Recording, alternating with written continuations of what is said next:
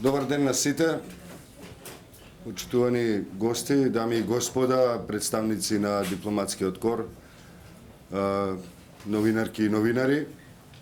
Добро дојдовте на третото издание на јавниот настан Плурализмот и политичката криза. Втор пат во состав на представници, високи представници и лидери на политичките партии кои не се директно вклучени во пржинскиот процес. Најнапред би сакал да го представам нашето соопштение за јавноста кое по овој повод го подготвивме, а секако кое има употребна вредност и во наредниот период. Според извештаите, проценките, анализите на Цивил Центар за слобода, нема услови за одржување избори на 5 јуни.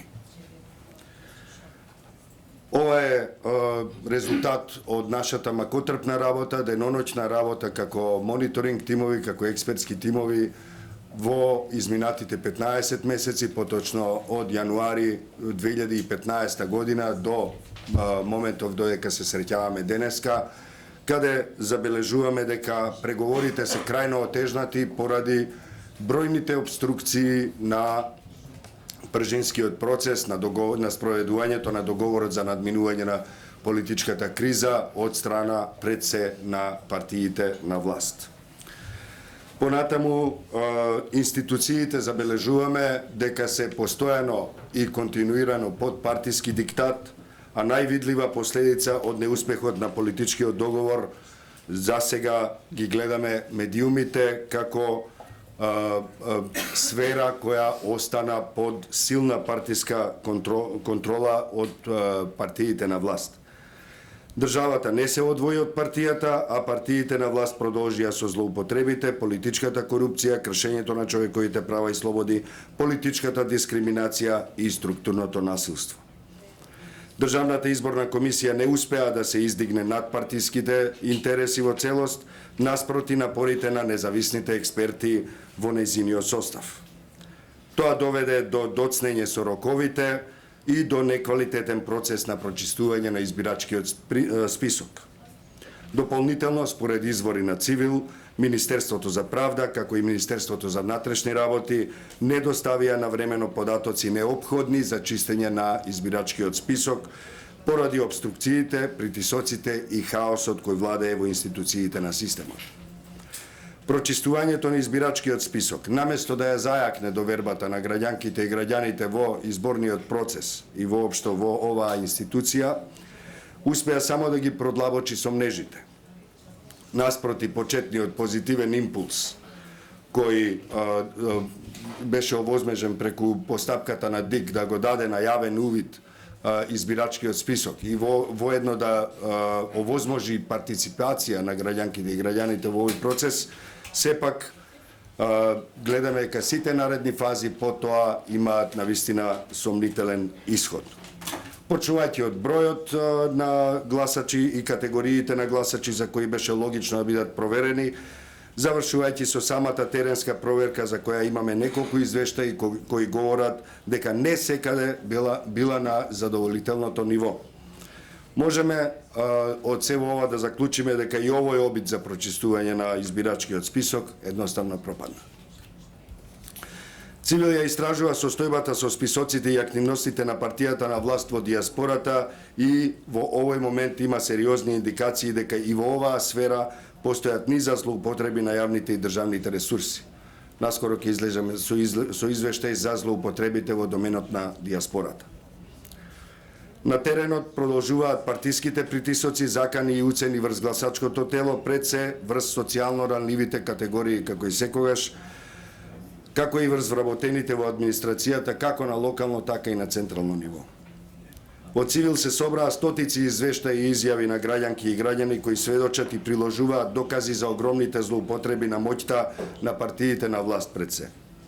Во образованието партиските војници вршат притисок врз персоналот, но и врз децата, а преку нив и врз родителите. Во здравството, партиската припадност значи можност за подобар третман. додека здравствениот персонал кој не е во милост на партиите на власт трпи секојдневни притисоци и дискриминација. Продолжува рекетот и во стопанството, според извештаите на Цивил од теренот, гледаме силни притисоци и таму и излекување на средства од реалниот сектор. Нашите анализи упатуваат на заклучокот дека дел од средствата кои се излекуваат од стопанството во овој период се насочуваат и кон послушничките медиуми. Стопанските субјекти не смеат ни да помислат да спонзорираат содржини или програми на некој независен, а уште помалку на опозицијски медиум, поради страф од инспекцијските служби, кои се уште се користат како алатка за уцена и принуди. Обструкцијата на работата на специјалното јавно обвинителство е повеќе од очигледна и представува уште еден доказ за тоа дека судството, вклучително и Уставниот суд, е под партиски диктат. Наспроти тоа, гледаме дека специјалното јавно обвинителство манифестира максимален професионализам и истрајност, што во јавноста влева надеж дека е можно да се зајакнат и изградат институции кои ќе го вратат владењето на правото во Република Македонија. Дори и најновата серија на отчети на партијата на власт е своевидна илустрација за потполното отсуство на граница меѓу партијата и државата. Односно, тоа е уште еден доказ за тоа како една партија може да ги узурпира институциите и да ја зарови државата. Начинот на кој се полнат салите со публика за овие настани е добро познат. Административните работници под притисоци и закани за губење на работното место, додека социјалните случаи се под закана дека ќе ја загубат социјалната помош и низа други категории на граѓанки и граѓани чија социјална положба се злоупотребува со години, се токму публика за овие настани. Од каде се парите да се плати, сето тоа останува дополнително да се истражи. Партиите на власт не престанаа да се обидуваат да го свртат вниманието на јавноста од собствените злоупотреби и процесите во кои треба да бидат земени на одговорност. Освен со медиумски манипулации, очигледна е заднината и на патриотските игри, односно засилување на меѓуетничките тензии, како во случајот со двоглавиот орел во општина Чаир и поставувањето на камен темелникот во општина Бутел. За сега, обидите да се дивергира вниманието на јавноста и да се манипулира со етнички и верски теми, остануваат неуспешни.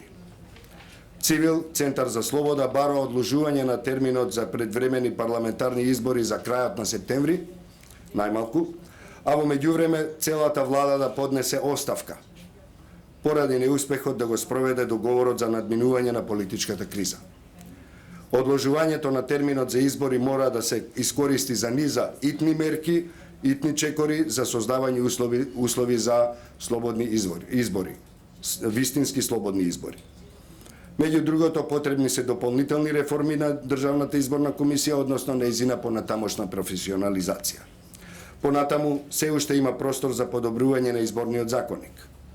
Мора да се спроведе и доследно чистење на избирачкиот список на Република Македонија и се потребни итни и суштински зафати и во судството, пред се во поглед на воспоставување и непречено функционирање на специјално одделение во Кривичниот суд, кое ќе се занимава со предметите кои произлегуваат од работата на СЈО.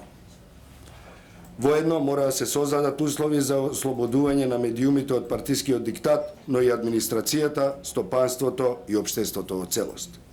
Периодот 3 месеци е прекраток за сето тоа да се спроведе, но доколку постои политичка волја, но и владење на правото, можно е да се спроведат мерки кои ќе ги гарантираат тие процеси и ќе им влеат доверба на граѓанките и граѓаните.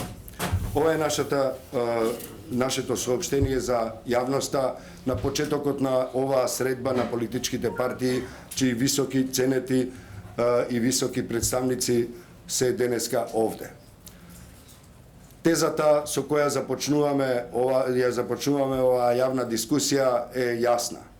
Дали има услови за избори на 5 јуни и другото е со или без избори на 5 јуни, што овие партии нудат како сугестија, како мерки, како филозофија на промени, односно излегување од политичката криза во Република Македонија која трае навистина предолго.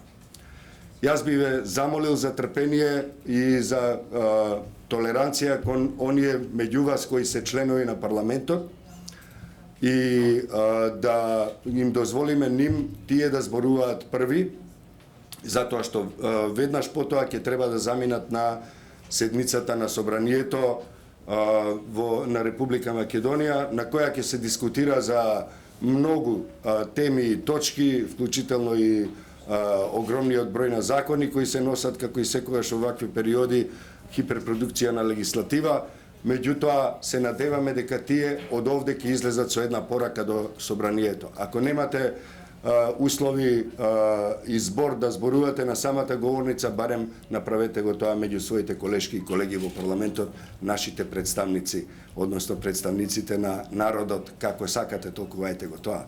Би сакал во духот на нашата родова сензитивност и на тоа дека секогаш се обидуваме на жените да им дадеме барем малку повеќе глас, бидејќи се поразумни, да ја поканам господја Илјана Поповска да го отвори прва овој наш собир и во своите 3 минути, како и останатите, ве молам, држете се во временската рамка од 3 минути, да ги одговори овие прашања.